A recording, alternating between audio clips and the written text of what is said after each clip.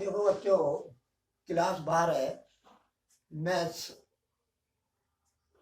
Important questions EP board 2024-25 में आने वाले संभावित इम्पोर्टेंट क्वेश्चंस 5 मार्क्स के और प्रोबेबिलिटी चैप्टर्स। तो देखो ये प्रश्न है, एक कक्षा में 40 विद्यार्थी 40%, यहाँ आएगा तुम्हारा 40%।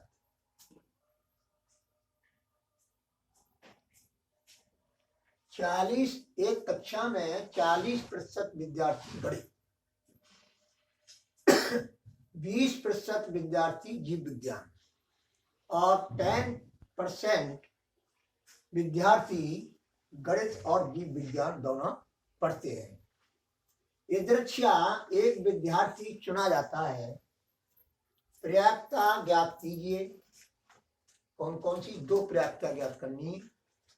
वो नंबर 1, वह गणित पढ़ता है। जब वो गणित पढ़ता है, जबकि यह ज्ञात है कि वह जीव विज्ञान पढ़ता है, यानी बायोलॉजी। जीव विज्ञान पढ़ता है तब गणित पढ़ने की पर्याप्तता ज्ञात कीजिए। इसका मतलब यह है। सेकंड नंबर, वह जीव विज्ञान पढ़ता है। अब जीव विज्ञान पढ़ने की पर्याप्तता कब?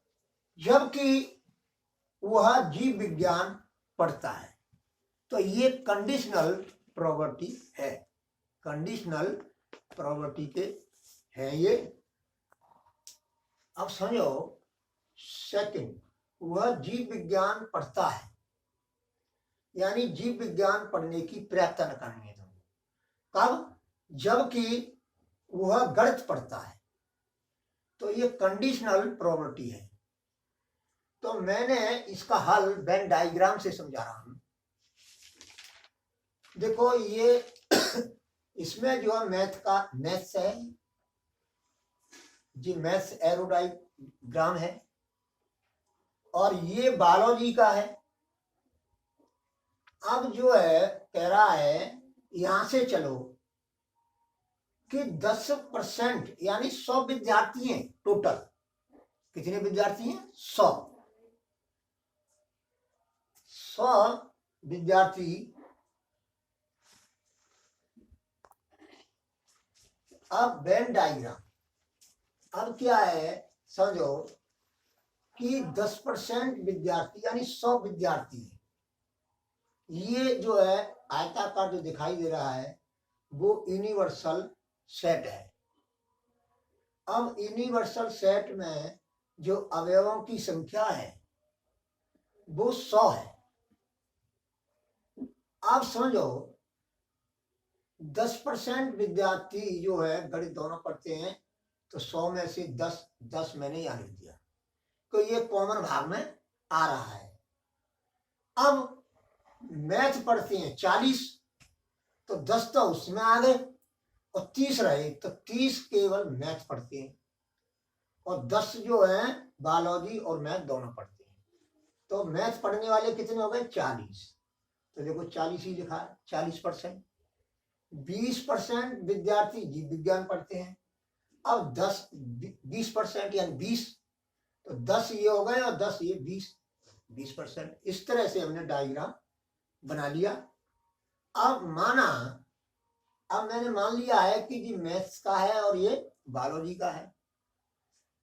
अब जो है माना गणित पढ़ने की घटना मैंने मान ली M मान मैथ, तथा जीव विज्ञान पढ़ने की घटना मैंने मान ली B यानी बायोलॉजी।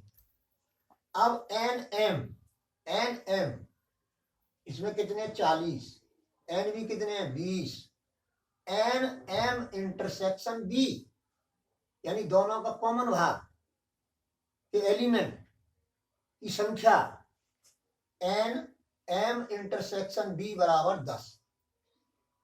अब हमें निकालना क्या है कि जब बायोलॉजी लिए हुए हैं, जो विद्यार्थी बायोलॉजी लिए हुए हैं, उनमें से मैथ मैथ पढ़ने वाले की पर्याप्तता। तो क्या हो जाएगा, सूत्र से M intersection B upon N B, यानी बायोलॉजी में पढ़ने वाले विद्यार्थियों की संख्या। अब ये मान रख देंगे ऊपर से 10, ये इसका मान कितना है, यहाँ पर 10 है तो 10 लिख दिया। इसका मान एन भी कितना 20, तो 20 लिख दिया। ये कट गए, बराबर 1/2 आंसर। ये पहले खंड का उत्तर आ गया। अब दूसरा खंड इसी से प्राप्त हो जाएगा।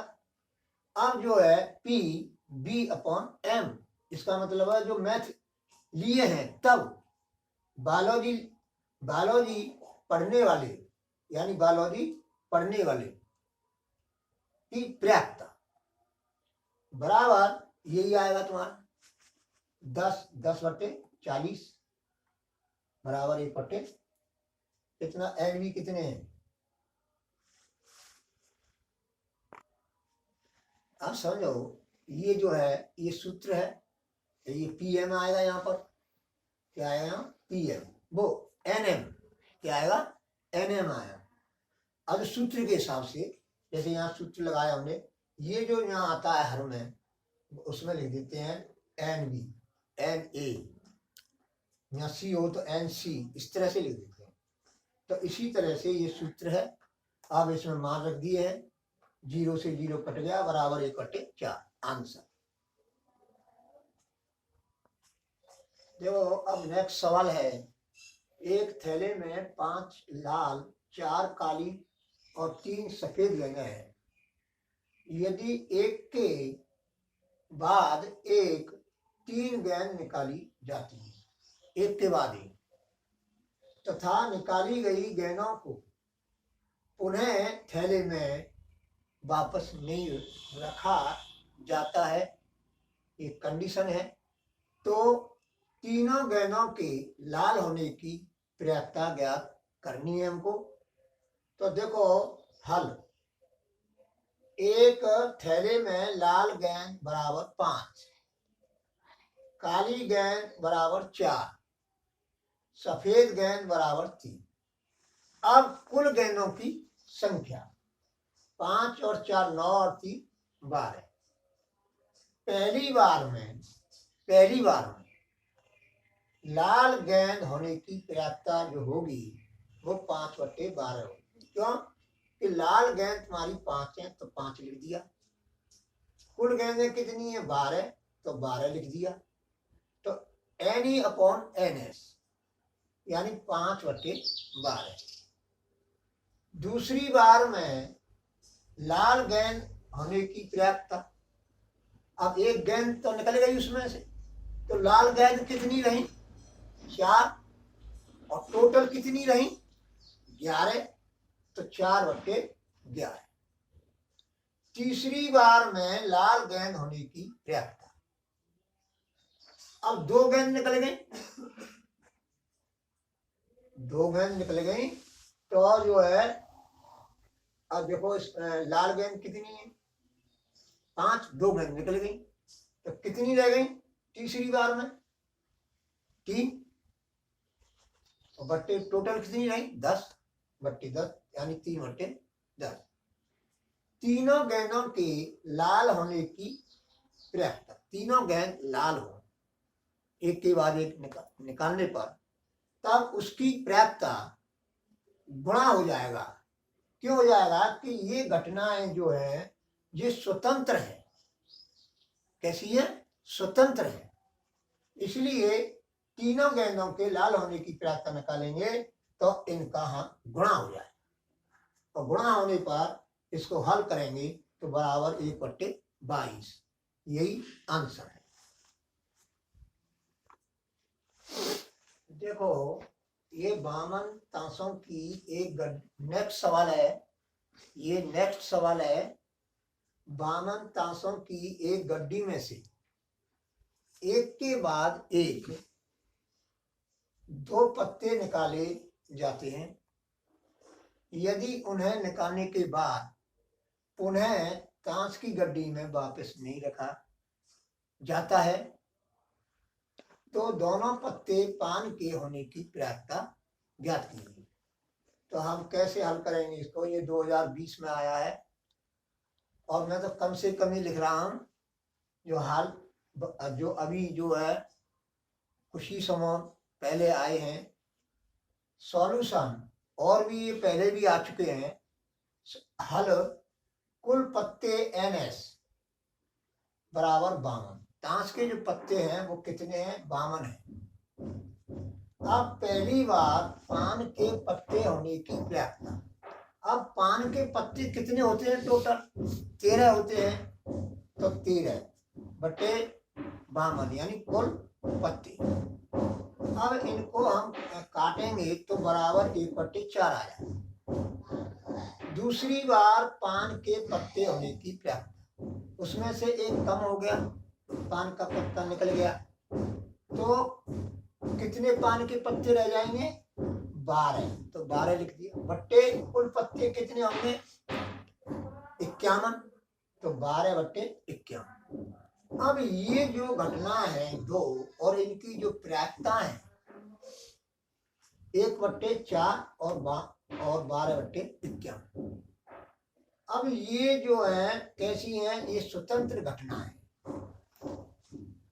तो दोनों पत्ते पान के होने की प्रायिकता स्वतंत्र घटना में गुणा हो जाता है। जो कॉमन घटना घटित होती है एक साथ और स्वतंत्र घटना है होगी, और स्वतंत्र घटना में जो है गुणा हो जाता है। स्वतंत्र घटना होगी तब गुणा होता है। अब ये गुणा हो गया। अब जो है 4 तिया 12। अब देखो बराबर 3/51। अब 3 से जी कट जाएंगे एक बार और बट्टे 51 कटेंगे 17 बार, बराबर 1/17। यही आंसर है। और देखो अब जो है परीक्षा नजदीक आ गई है तो आपको मेहनत में जुट जाना चाहिए। अब मैं एक विशेष बात जो है बता रहा हूं कि कोई नई चीज नहीं करे। जो पहले जो किया है उसका रिवीजन करें और जो इम्पोर्टेंट बता रहा हूं इन पे विशेष ध्यान दें।